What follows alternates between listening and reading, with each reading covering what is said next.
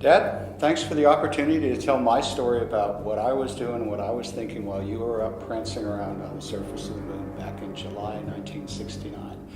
So the first thing is, I was 11 years old. I was in middle school at the time, and fortunately it was the middle of summer, so I didn't have to deal with all my classmates. The other thing is, remember, where we lived, everybody's dad was an astronaut. If you go behind our house, you had Charlie Bassett, you had Alan Bean, you had Carl Henneis. Astronauts were kind of all over the place. So as much as you may think it was a big deal to be an astronaut, Dad, it wasn't a big deal to us as kids. So I remember that night. It was very, very late. And I remember watching you walking around the moon. And it was all cool because you hadn't done anything really dumb yet.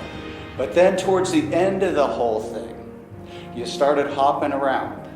And I'm looking at this camera cable that's lying there. And I know why you're hopping around. I know you're hopping around because you want to do some experiments and understand just what the most efficient modes of mobility are on the surface of the moon. But I'm looking at that camera cable, and I know at some point you're going to trip over that. You're going to end up on your back like a bug on the surface of the moon, which is bad enough for you. But think about me, right? I got to go back to school and put up with all the grief of all of these kids looking at me and saying, what was your dad doing on the surface of the moon?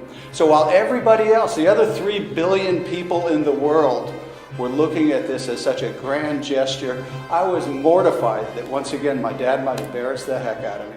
So that's my story, Dad. I know it's a little different from what you got from everybody else, but there you have it.